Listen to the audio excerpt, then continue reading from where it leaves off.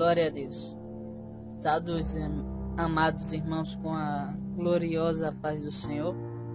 Estamos agora caminhando no tema 6, a primeira aula do tema 6 do volume 2, sobre o Filho Pródigo. Nesse volume 2 acabamos de estudar o livro de Esté, que foi uma bênção, e ali aprendemos bastante coisa, como Deus sempre está cuidando de nós.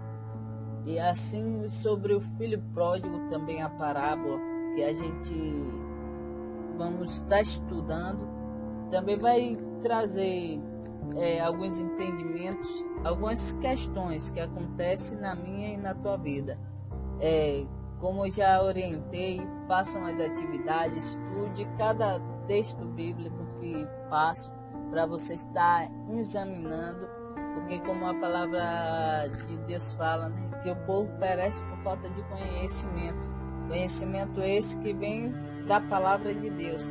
Se a gente não examinar, a gente vai ser levado pelos falsos ensinamentos que são instruídos hoje em dia.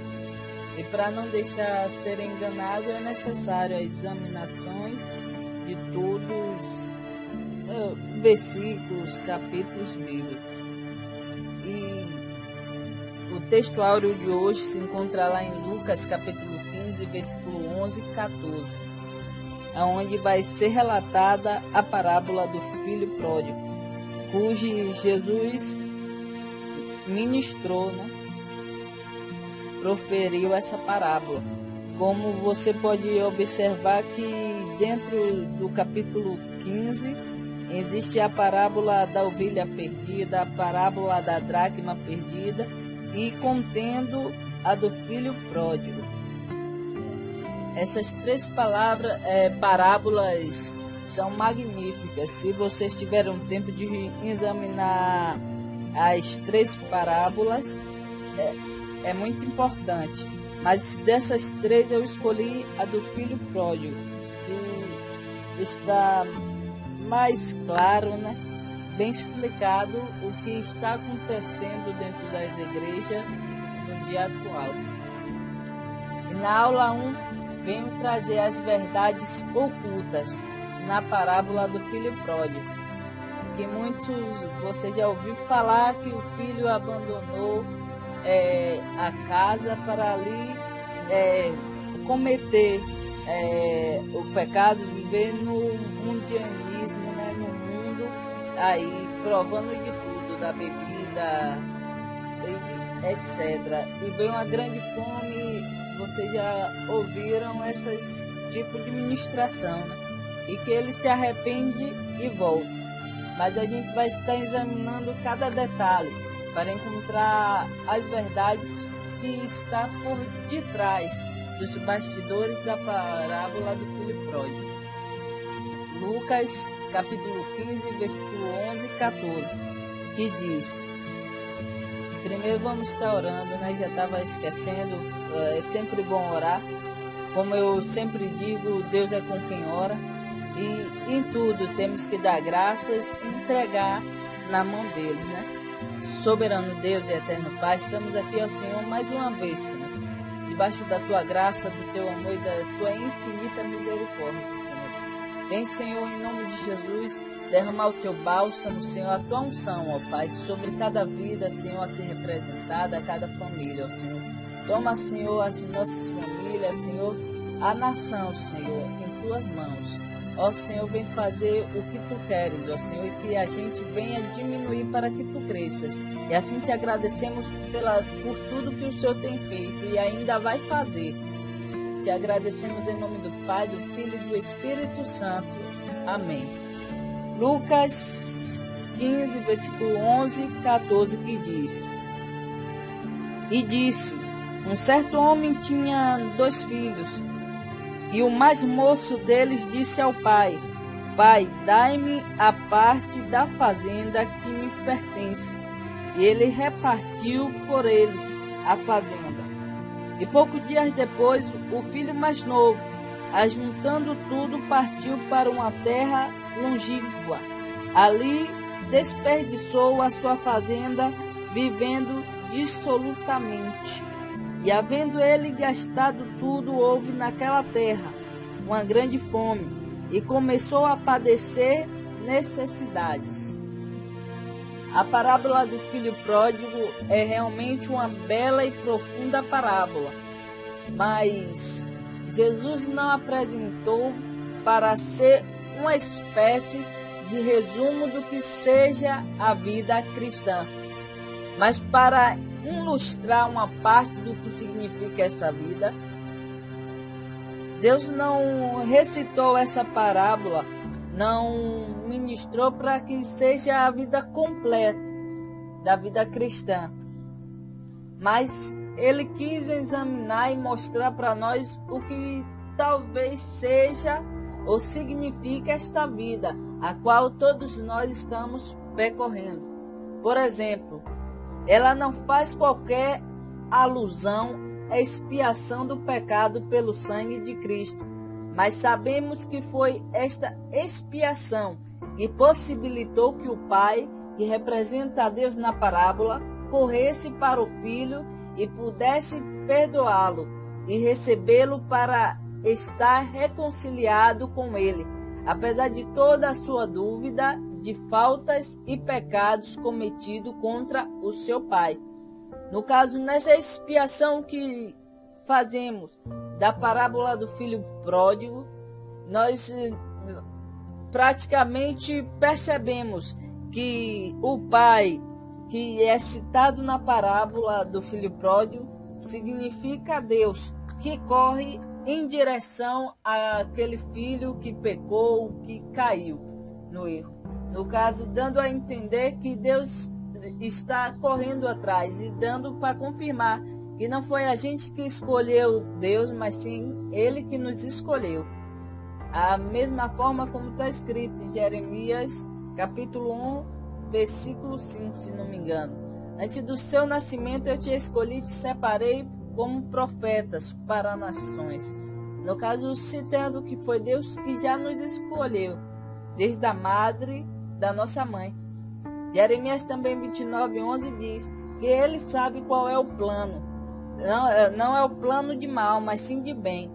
No caso, ele sempre quer o melhor, mas também nós temos que visar que ele também deixou livre arbítrio.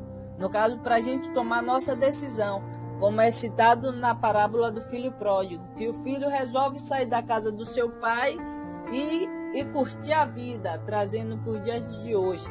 E quando chegou lá, quebrou a cara e se arrependeu e volta. E o pai não virou a costa. Ele foi correndo abraçar o seu filho porque voltou. Independente do que ele aprontou lá, independente de tudo que ele fez ou praticou. Ele não trouxe à tona o seu pecado, mas sim aceitou ele como ele é.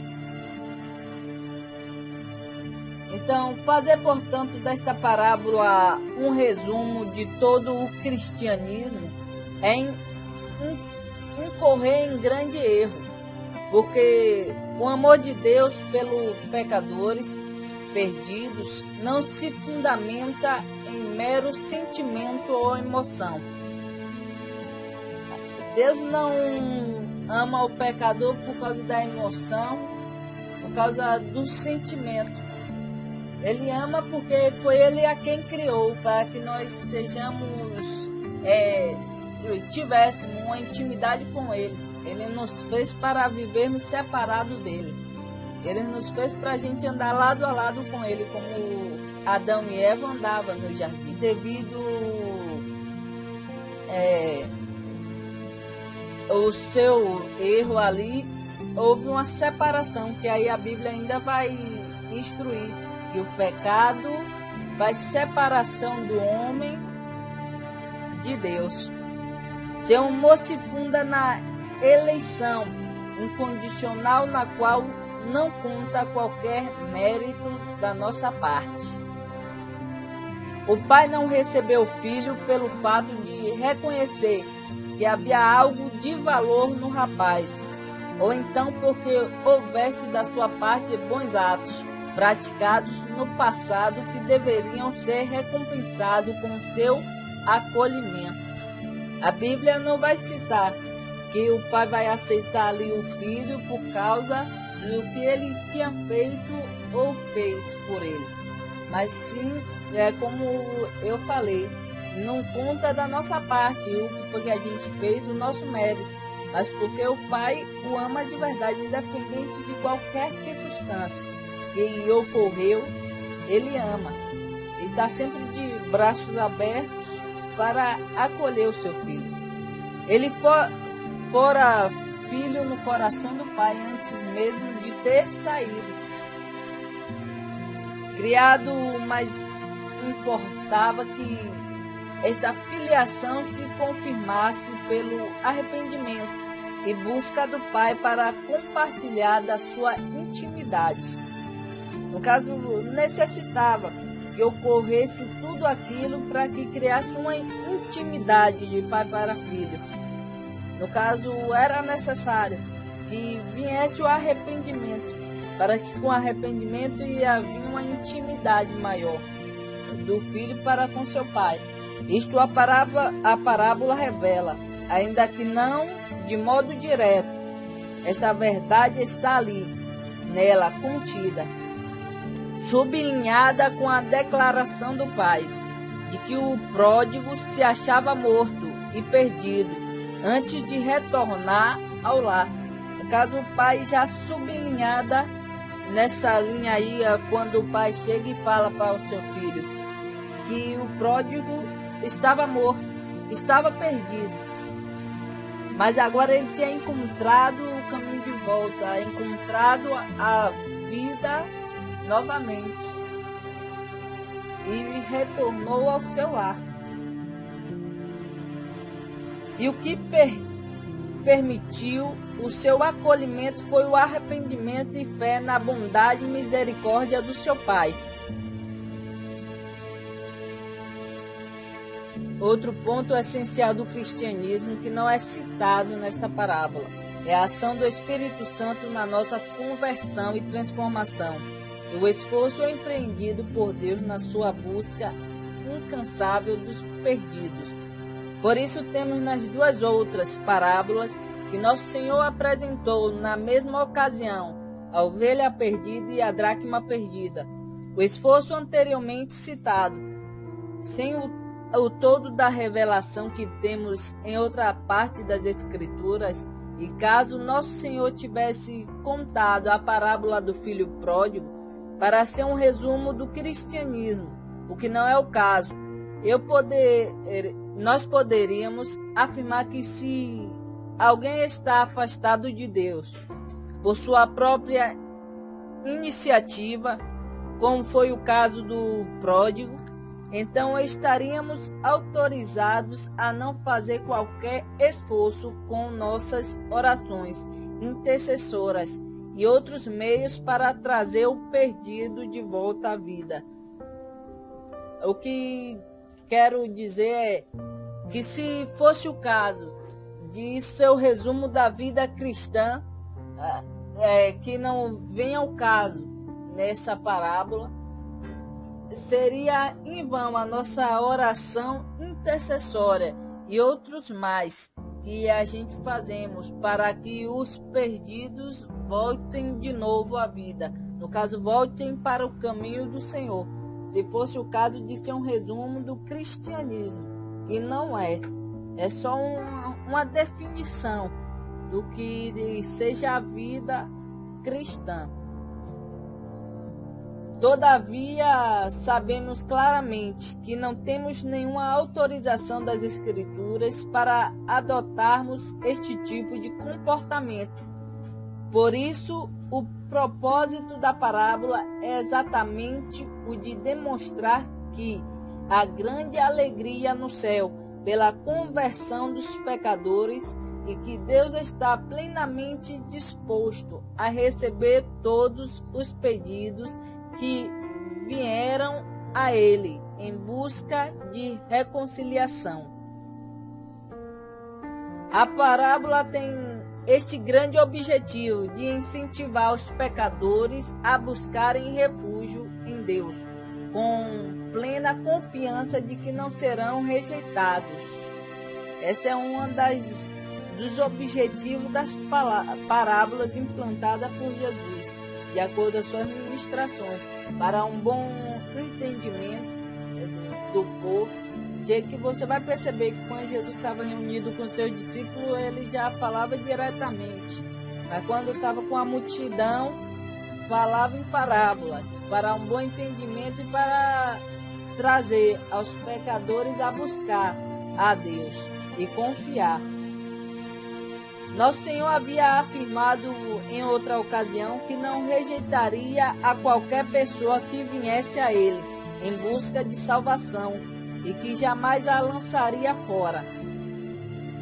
Nada e ninguém poderão impedir que o Pai recebesse o Filho no lar celestial, nem mesmo que tentarem impedi-lo sobre a alegação de estarem servindo a Deus fielmente, como se destaca na parábola do procedimento do irmão mais velho do pródigo, que o irmão relata, que ele está servindo ao pai há muito tempo, nunca fez o que desagradasse, e quando é o pródigo que errou, saiu da casa do pai, no caso significando saiu da presença de Deus, e é preparado um banquete de boas-vindas a ele.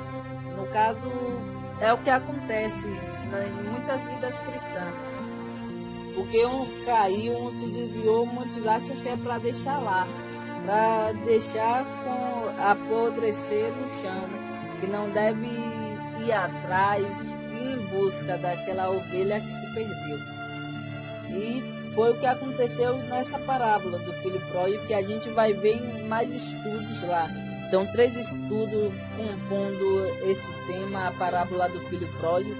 E dentre das 2 que vão faltar, vamos fazer esse estudo bem levantado para entendermos o que Jesus queria nos falar através dessa parábola.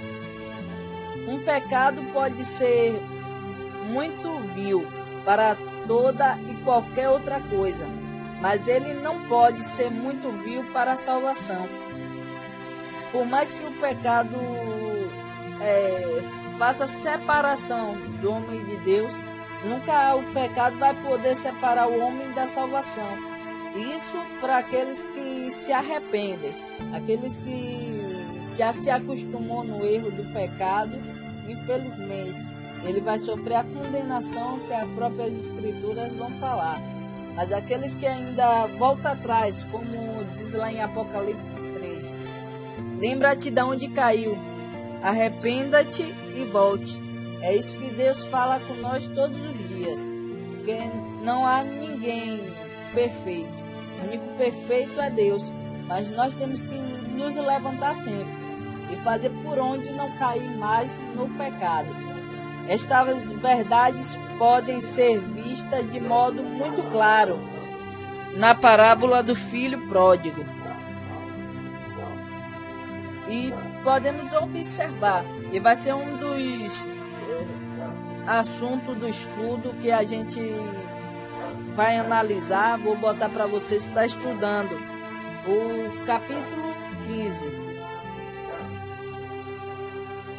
E como já falei para vocês, continue fazendo as atividades e isso vai garantir o conhecimento a vocês. Estude cada texto bíblico que é passado para vocês e que Deus abençoe a tua casa, a tua vida e o Brasil e todas as nações, Deus abençoe a todos.